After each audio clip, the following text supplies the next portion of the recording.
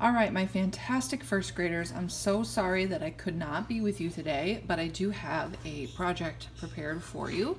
So today we're going to be, you're going to be creating an interesting flower using a lot of the lines that we have already learned about in class. And I'm going to show you how to do it. So first you're going to get a blank white square. And in a tray at your tables, you're going to have a bunch of different circles that are different sizes and have different numbers on it.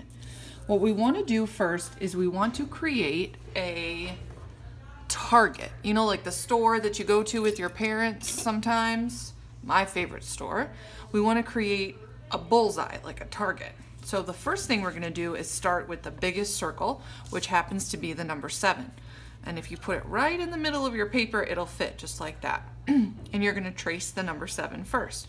You're going to use your helper hand, which is not the hand that holds the pencil, but the other hand, to hold the circle down. And you're going to gently push against the circle with your pencil all the way around. Now it gets a little tricky here because my hand is in the way. So here's what I do. I keep my helper hand here because I don't want this circle pattern to move, and I turn the paper. That way I can get back over here where my hand wouldn't let me go before. Okay, so if you trace very carefully, you'll have a nice circle outline in the middle of your square. Then I'm going to take the next smallest one, which happens to be the number 6. So we went from 7 to 6, we're counting down. I'm going to hold it with my helper hand. I'm going to push with my pencil all the way around so I get a nice circle. Okay, then I'm going to go to, this is where the numbers jump around. They're not really in order, but I'm going to go to the number 2. Okay, so I'm just getting a little smaller, little smaller, little smaller. I'm going to put that right in the middle. Let's talk about this. If I put it up here, that's not in the middle of the circle. If I put it over here, that's not in the middle of the circle. So I want to try to keep it right in the middle so I have evenly spaced rings when I'm done. Okay. Now I'm at the 4. As you can see, that's a 4. So I'm getting all these rings. You see, also sometimes you can just move your hand out of the way, but if you need to, don't forget you can turn your paper. And if you make an oops and you move the pattern, just put it back where it was. Okay? Hold it down and finish that pattern. And I'm going to finish with my teeny tiny number 5. That's going to go right here in the middle. So what I'm doing is I'm making all of these rings as guides for our lines, for the lines that you're going to make. So once you have your rings done like this, you're going to get a black marker, and I need you guys to use these responsibly. The cap always goes on the end, okay? And you don't want to press down hard because these have a really nice tip, and if you press too hard, then the tip goes away. It's kind of like what we talked about with the paintbrush, okay? You don't want to press real hard. So I'm going to put a dot in the center of my little circle, and from here I'm just going to start making some lines. They can be straight lines that start at the dot, and they're going to stop at this next ring. Okay, so I'm going to work one ring at a time. Notice how I'm turning my paper as I go, okay, because that's going to help me make everything go all the way around evenly. Now, when I get to this circle, I'm going to maybe do a curved line like this that goes from the end of this line to the next line. So I'm just going to curve. Now I want to tell you, you can do your lines however you want. They do not have to be the same as mine. Maybe instead of making a curved line, you wanted to make a point here. That's okay too. Now I've got this line right here. So what I'm going to do is follow this circle around, and I'm going to make that awesome castle line that we talked about before. Okay.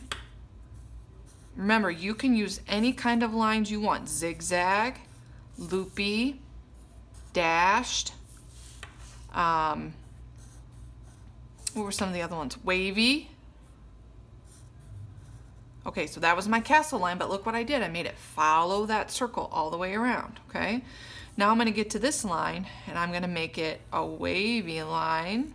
I got to follow this circle so it goes around. Okay, I'm just going around like this.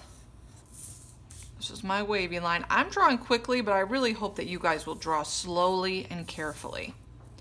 Okay, now I'm gonna do a zigzag line here, and I'm gonna turn my paper. Watch how much I turn my paper, because I need to keep this zigzag line going right over the pencil. The pencil is just a guide for you to make your line sort of go around in a circle, okay? And then I've got one more line here at the end. So for here, I'm gonna do that bumpy line. Remember, that was the one where the frog or the bunny hop, hop, hopped. And I'm just going right on the top of this last circle. You guys should be really good at making lines now, because you guys have worked so hard on them all the way back to the beginning. Take your time. There we go. Okay, now here's the fun part. This is where I can start adding some extra stuff to make it a little more detailed.